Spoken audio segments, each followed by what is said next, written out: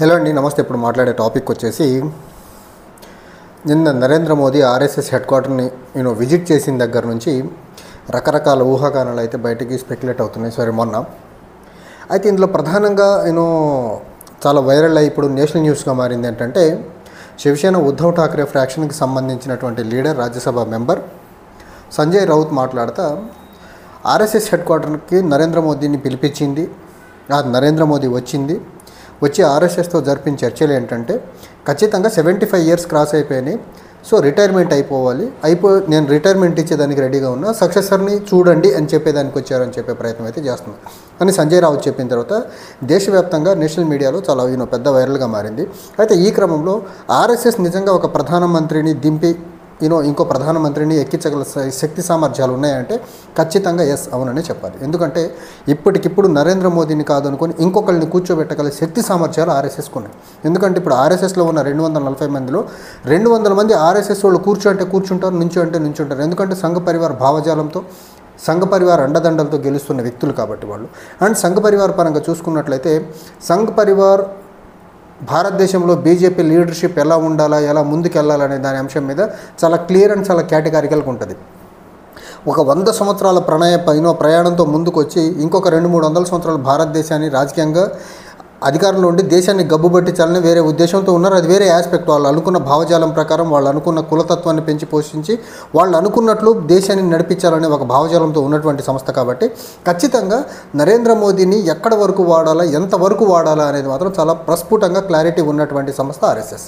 ఇప్పుడు మనం చూసుకున్నట్లయితే నరేంద్ర మోదీ 3వ టెన్యూర్లో ఇప్పుడు ఈ మధ్యకాలంలో ఆర్ఎస్ఎస్ గురించి గొప్పగా బయట పాడ్కాస్టుల్లో బయట మాట్లాడే ప్రయత్నం చేస్తున్నారు. అండ్ ఆయన 3వ టెన్యూర్లో మాత్రమే ఆర్ఎస్ఎస్ హెడ్ క్వార్టర్ని వెళ్ళి సందర్శించిన సందర్భం అయితే మనం చూసాం. అయితే ప్రైమ్ మినిస్టర్గా ఉన్నప్పుడు, ఇంతకుముందు బీజేపీ ప్రైమ్ మినిస్టర్గా ఉన్నటువంటి వాజ్పేయి కూడా 3వ టెన్యూర్లోనే ఆర్ఎస్ఎస్ హెడ్ క్వార్టర్కి వెళ్ళాడు. 3వ టెన్యూర్ తర్వాత ఆయన మళ్ళీ గెలవలేదు. తర్వాత మనం చూసుకున్నట్లయితే ఆర్ఎస్ఎస్ ఒక వ్యక్తిని ఎత్తగలదు, దింపగలదు అని చెప్పేదానికి ఇంకో గ్లేరింగ్ ఎగ్జాంపుల్ ఏంటంటే, 2009లో పార్లమెంట్ ఎన్నికలు జరిగిన తర్వాత బీజేపీ ఓడిపోయిన తర్వాత పాకిస్తాన్ టూర్కి వెళ్ళినటువంటి బీజేపీ మాజీ జాతీయ అధ్యక్షుడు ఎల్కే అద్వానీ అక్కడికి వెళ్ళి మహమ్మద్ అలీ జిన్నా గురించి పాజిటివ్గా మాట్లాడిన పుణ్యాన ప్రధానమంత్రి కావాల్సినటువంటి ఎల్కే అద్వానీని కాకుండా నరేంద్ర మోదీ పేరును ఫ్రంట్లోకి తీసుకొచ్చారు. ఎందుకంటే ఆర్ఎస్ఎస్ మరీ ముఖ్యంగా వాళ్ళ భావజాలానికి, వాళ్ళ ఐడియల్స్కి అగెనెస్ట్గా మాట్లాడితే ఆ లీడర్ని ఉపేక్షించే పరిస్థితి లేదు. ఇప్పుడు నరేంద్ర మోదీ ఆర్ఎస్ఎస్ భావజాలానికి ఏం మాట్లాడాడు అంటే, ఆర్ఎస్ఎస్ భావజాలం గురించి, ఆర్ఎస్ఎస్ గురించి నరేంద్ర మోదీ తక్కువగా మాట్లాడాల, కానీ జాతీయ అధ్యక్షుడిగా ఉన్నటువంటి జేపీ నడ్డా మాట్లాడాడు. జేపీ నడ్డా మాట్లాడిన ప్రభావము 2024 పార్లమెంట్ ఎన్నికల్లో పడి 400 సీట్లు వస్తుంది అనుకున్న దగ్గర ఆర్ఎస్ఎస్ సంబంధం లేకుండా, ఆర్ఎస్ఎస్తో సపోర్ట్ లేకుండా ఇప్పుడు మేము సెల్ఫ్ రిలయంట్ పార్టీగా ఉన్నాము, మేము గెలిచి చూపిస్తాం 400 అని బీరాలు పలికిన జేపీ నడ్డా యొక్క మాటలు, అహంకారపూరితమైన మాటల్ని, అండ్ జేపీ నడ్డా అనే వ్యక్తి ఒక స్వయం ప్రతిపత్తి కలిగిన బీజేపీ ప్రెసిడెంట్గా కాకుండా అమిత్ షా, నరేంద్ర మోదీల పప్పెట్ల పనిచేశాడని అపవాదు బీజేపీలో చాలా బలంగా ఉంది. ఈ క్రమంలో 400 వస్తాయి అనుకున్న దగ్గర సంఘ పరివార్ కొంచెం అంటిముట్టనట్లుగా ఉంటే 400 అనుకున్న దగ్గర 240 కూర్చున్నారు. ఆ తర్వాత సంఘ్ పరివార్తో బీజేపీ పెద్దలు, మరీ ముఖ్యంగా నరేంద్ర మోదీ ప్రధాని హోదాలో ఉండి వివిధ రకాలుగా చర్చలు, మంత్రాలు జరిపి ఒక సయోధ్యకు వచ్చిన తర్వాత జరుగుతున్నటువంటి అసెంబ్లీ ఎన్నికల్లో ఆర్ఎస్ఎస్ ఫ్రంట్ లీడ్ రోల్ తీసుకొని పనిచేయడం వల్ల ఆర్ఎస్ఎస్ బీజేపీ వివిధ రాష్ట్రాల్లో గెలుచుకుంటూ వస్తుంది. అయితే ఇక్కడ ఆర్ఎస్ఎస్ చాలా క్లియర్గా పట్టుబట్టుంది. ఆర్ఎస్ఎస్ ఎప్పటి నుంచో ఉన్న కోరిక, ఆర్ఎస్ఎస్ హెడ్ క్వార్టర్గా ఉన్నటువంటి నాగ్పూర్ నుంచి భారతదేశానికి ప్రధానిగా ఉండాలనేసి ఆర్ఎస్ఎస్ యొక్క ఎజెండా అది. అలానే బీజేపీ ప్రెసిడెంట్గా కూడా ఆర్ఎస్ఎస్ నుంచి, నాగ్పూర్ నుంచి ఉండాలని వాళ్ళు కోరుకున్నారు. అంతకుముందు నితిన్ గడ్కరీ గారు నాగ్పూర్ నుంచి ఆయన ఉన్నారు. ఇప్పుడు నెక్స్ట్ ప్రెసిడెంట్ కూడా ఖచ్చితంగా ఆర్ఎస్ఎస్ నుంచి నాగ్పూర్ నుంచే ఉండాలనుకున్నారు. అందులో సంజయ్ జోషి అనే వ్యక్తి పేరు చాలా ప్రముఖంగా వినిపిస్తూ ఉంది. మేబీ అన్నీ కరెక్ట్గా వెళ్ళినట్టయితే సంజయ్ జోషి ప్రెసిడెంట్ అయ్యేదానికి చాలా అవకాశాలు ఎక్కువ ఉన్నాయి. ఎందుకంటే ఆర్ఎస్ఎస్ నామినీగా సంజయ్ జోషి ఉన్నారు. కానీ నరేంద్ర మోదీ సంజయ్ జోషిని ఒప్పుకునేదానికి సిద్ధంగా లేదు. ఎందుకంటే సంఘ్ పరివార్ బ్యాక్డ్రాప్ నుంచి వచ్చిన బలమైన వ్యక్తి కాబట్టి ఎట్టి పరిస్థితుల్లో నరేంద్ర మోదీ ఆటలు బీజేపీలో సాగేదానికి ఆస్కారం ఉండదు. అందుకనేసి సంజయ్ జోషిని ఉండేదానికి నరేంద్ర మోదీ ఒప్పుకుంటున్న దాఖలాలు అయితే కనపడట్లేదు.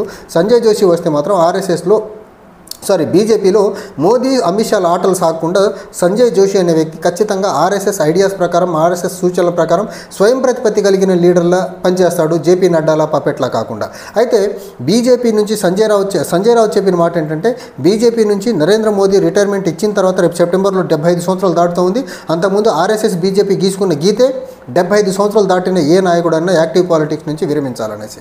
రేపు సెప్టెంబర్లో నరేంద్ర మోదీ 75 సంవత్సరాలు దాటుతున్నారు. అయితే ఈ క్రమంలో నెక్స్ట్ సక్సెసర్గా ఉండేటువంటి ప్రధానమంత్రి కూడా ఖచ్చితంగా మహారాష్ట్ర నుంచే ఉండాలని ఆర్ఎస్ఎస్ పట్టుబడుతుంది. ఈ క్రమంలో చూసుకుంటే ఖచ్చితంగా నితిన్ గడ్కరీ గారు ఒకళ్ళు ఉన్నారు.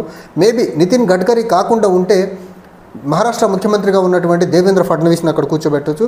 దేవేంద్ర ఫడ్నవీస్ని కూర్చోబెట్టడానికి అవకాశాలు ఉన్నాయా అంటే ఖచ్చితంగా ఉన్నాయి. ఎందుకంటే పీష్వా కుటుంబీకులకు వారసత్వం కలిగినటువంటి వ్యక్తి కాబట్టి. అండ్ ఆర్ఎస్ఎస్ కళ కోరిక కూడా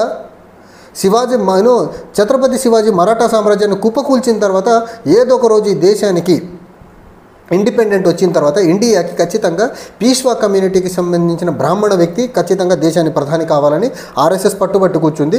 ఇప్పటివరకు అయితే పీష్వా కుటుంబానికి చెందినటువంటి పీష్వా వారసత్వం కలిగినటువంటి వ్యక్తి బీజేపీ నుంచి ప్రధాని కాలేదు. ఎందుకంటే ఇప్పటికీ బీజేపీ నుంచి ప్రధానులైంది ఇద్దరే కాబట్టి, ఒకళ్ళు వాజ్పేయి గారు, ఇంకొకళ్ళు మోదీ గారు. తర్వాత ఇప్పుడు చేయాల్సి వస్తే మాత్రం ఖచ్చితంగా గడ్కరీ గారిని చేయాలి, మహారాష్ట్ర నుంచి చేయదలుచుకుంటే. కూడదు అనుకుంటే పీష్వా కమ్యూనిటీకి సంబంధించినటువంటి వ్యక్తిని కూర్చోబెట్టాలనుకుంటే దేవేంద్ర ఫడ్నవీస్ ఆల్టర్నేట్గా రెడీమేడ్గా ఉన్నారు కాబట్టి ఆయన కూర్చోబెట్టేదానికి ఆస్కారం ఉంది. కానీ ఒకటి, ఆర్ఎస్ఎస్ హెడ్ మోహన్ భాగవత్ అయితే చాలా క్లియర్గా ఉన్నారు. నేషనల్ లీడర్షిప్ ఆఫ్ బీజేపీలో మాత్రం సమూలమైన మార్పులు రావాలా, అంటే కొత్త నెక్స్ట్ జనరేషన్ లీడర్షిప్ని తయారు చేయాలనే దాంట్లో ఉన్నారు. ఎందుకంటే నరేంద్ర మోదీ అనే వ్యక్తి గత 20-25 సంవత్సరాలుగా యాక్టివ్ పాలిటిక్స్లో సీఎంగా పీఎంగా ఉన్నారు. సో ఒక లీడర్కి ఇంతకంటే ఎక్కువ స్పాన్ ఇవ్వకూడదు అనేసి ఆర్ఎస్ఎస్ రూల్. అండ్ ఆర్ఎస్ఎస్ దేన్నన్నా సహిస్తుంది కానీ క్రమశిక్షణ దాటిన వ్యక్తిని అస్సలు సహించదు. నరేంద్ర మోదీ చాలా అంశాల్లో బీజేపీకి ఆర్ఎస్ఎస్కి నచ్చని పనులు చాలా చేసి ఉన్నారు. కానీ నేషనల్ లెవెల్లో దేశవ్యాప్తంగా రాజకీయ పట్టు కోల్పోతామేమో నరేంద్ర మోదీ మీద ఏదైనా యాక్షన్ తీసుకుంటే అనేసి ఆర్ఎస్ఎస్ కొంచెం చూసి చూడనట్లు వచ్చే ప్రయత్నాలు అయితే చేసింది. ఇప్పుడు ఆయన ఏజ్ కూడా 75 వస్తుంది కాబట్టి ఖచ్చితంగా మనం పెట్టుకున్నటువంటి రూల్ మనమే ధిక్కరిస్తే బాగోదు కాబట్టి గౌరవంగా తప్పుకుంటే బాగుంటుందని పిలిచి చెప్పుంటారనే దానికి మాత్రం ఆస్కారం చాలా చాలా ఎక్కువ ఉంది. అండ్ ఆర్ఎస్ఎస్ ఒక్కసారి ఒక రూల్ గీసుకుంటే ఖచ్చితంగా రూల్ ప్రకారమే ఉంటుంది. వ్యక్తి కంటే ఆర్ఎస్ఎస్లో ఉన్నటువంటి ఒక గుడ్ లక్షణం ఏదైనా ఉందంటే అది మంచిగా చెడ పక్కన పెడదాం. ఆర్ఎస్ఎస్ ఒక్కసారి ఒక నిర్ణయం తీసుకుంటే నిర్ణయానికి కట్టుబడి ఉంటుంది. 75 సంవత్సరాల నిర్ణయం ఆర్ఎస్ఎస్ బీజేపీలు కలిసి తీసుకున్నాయి కాబట్టి ఖచ్చితంగా దానికి కట్టుబడి ఉంటాయి. ఆ విషయంకి వచ్చేసరికి నరేంద్ర మోదీ ఖచ్చితంగా రేపు సెప్టెంబర్లో 75 సంవత్సరాలు దాటుతున్నారు కాబట్టి రిటైర్మెంట్ అయ్యి ఆయన్నే అగౌరవంగా ఉంచేదానికి ఆస్కారం లేదు. కానీ maybe next president of India చేసేదానికి ఆస్కారం ఉంది. కానీ ఒకటి మాత్రం చాలా చాలా క్లియర్, ఆర్ఎస్ఎస్ ఒక్కసారి డెసిషన్ తీసుకుంటే మాత్రం ఈ రోజు కూడా నరేంద్ర మోదీని గది దించేయగలదు. ఎందుకంటే ఉన్న 240 మందిలో నేను ఇందాక చెప్పినట్టు 200 మంది వరకు ఆర్ఎస్ఎస్ భావజాలతో చాలా బలంగా అసోసియేట్ అయిన వాళ్ళు మాత్రమే ఆ బీజేపీ ఎంపీలుగా ఉంటారు కాబట్టి ఎట్టి పరిస్థితుల్లో ఆర్ఎస్ఎస్ని కాదనుకొని ఆర్ఎస్ఎస్ మద్దతు లేకుండా బీజేపీ దేశంలో రాజకీయ మనుగడ సాధించదు అనేదానికి బెస్ట్ ఎగ్జాంపులే 2024లో జరిగిన లోక్సభ ఎన్నికలు. సో నరేంద్ర మోదీ గారు ఆర్ఎస్ఎస్కి అగెనెస్ట్గా, ఆర్ఎస్ఎస్కి భిన్నంగా, లేకపోతే ఆర్ఎస్ఎస్ గీసిన గీత దాటి ముందుకెళ్తుందని మనం ఎట్టి పరిస్థితుల్లో అనుకోలేము. చాలామంది ఏమనుకున్నారంటే 2024 పార్లమెంట్ ఎన్నికల వరకు నరేంద్ర మోదీ ఆర్ఎస్ఎస్ని మించి వెళ్ళిపోతున్నాడు అనుకున్నారు. కానీ ఆ మించి వెళ్ళిపోతున్నాడనే ఆలోచన ఎప్పుడైతే ఆర్ఎస్ఎస్కి తట్టిందో 240 దగ్గర కూర్చోబెట్టారు. ఇంకొకసారి నరేంద్ర మోదీ ఏమన్నా మాట్లాడితే ఆ 240 కాస్త 120కో 100కో కూడా తెప్పించగలరు ఆర్ఎస్ఎస్ వల్ల.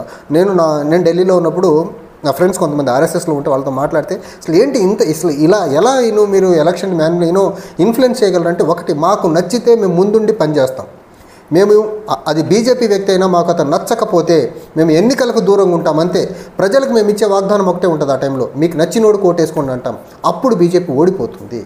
మాకు నచ్చితే మాకు అనుకూలంగా ఉండే వ్యక్తి, సంఘ పరివార్ భావజాలం ప్రకారం ఉండే వ్యక్తి అయితే మాత్రం ఖచ్చితంగా మేము ముందుండి లీడ్ తీసుకొని గెలిపిస్తాం. ఇన్ కేస్ ఆ వ్యక్తి సంఘ పరివార భావజాలానికి భిన్నంగా ఉన్నాడని మాకు కొంచెం డౌట్ వచ్చినా మేము ఎన్నికకు దూరంగా ఉండి అతను ఓడిచ్చేస్తాం. ఇది సంఘ పరివార్ బేసిక్గా చేసేటువంటి పని. ఇదే పనిని 2024 లోక్సభ ఎన్నికల్లో చేసింది. సంఘ పరివార్ అనే సంస్థ ఎన్నికలకు కొంచెం దూరంగా ఉంది, కొంచెం అంటిముట్టనట్లుగా ఉంది. దాని ప్రభావమే 400 వస్తాయని విర్రవీగిన నరేంద్ర మోదీ, అమిత్ షా బీజేపీలకి 240 దగ్గర వచ్చి కూర్చోబెట్టారు. సో సంజయ్ రావత్ ఏదైతే చెప్పారో మహారాష్ట్ర నుంచి లీడర్షిప్ కోరుకుంటుంది ఆర్ఎస్ఎస్ అనేది, దాంట్లో చాలా వరకు నిజాలు ఉండేదానికి ఆస్కారం ఉంది. అండ్ సంజయ్ రావత్ అనే వ్యక్తి ఏదో వేగ్గా మాట్లాడేదానికి ఆస్కారం లేదు. ఎందుకంటే శివసేన అనే వ్యక్తి ఉమ్మడి శివసేనగా ఉన్నప్పుడు ఆర్ఎస్ఎస్ బీజేపీలతో చాలా క్లోజ్గా అసోసియేట్ అయ్యి లాంగర్ పీరియడ్ ఆఫ్ టైం అసోసియేషన్లో ఉండి కోయిలేషన్లో ఉండి పనిచేసిన వాళ్ళు కాబట్టి ఖచ్చితంగా సంజయ్ రావత్కి ఆర్ఎస్ఎస్ నుంచి at the same time BJP inside నుంచి కూడా ఖచ్చితంగా సోర్సెస్ నుంచి ఇన్ఫర్మేషన్ ఉండటం వల్లే ఆ మాట మాట్లాడుంటారు. చూడాలి, సెప్టెంబర్లో 75 సంవత్సరాల్లోకి అడుగు పెడుతున్న నరేంద్ర మోదీ ప్రధానిగా గద్దె దిగి నెక్స్ట్ జనరేషన్ బీజేపీ లీడర్షిప్ని తయారు చేస్తాడా, లేకపోతే 2029 వరకు ఉంటాడా అనేది మాత్రం చూడాలి. 29 తర్వాత ఎట్టి పరిస్థితుల్లో నరేంద్ర మోదీని కంటిన్యూ చేసేదానికి ఆస్కారం అయితే ఉండదు. అంతవరకు అయితే 100% చెప్పగలం. Thank you.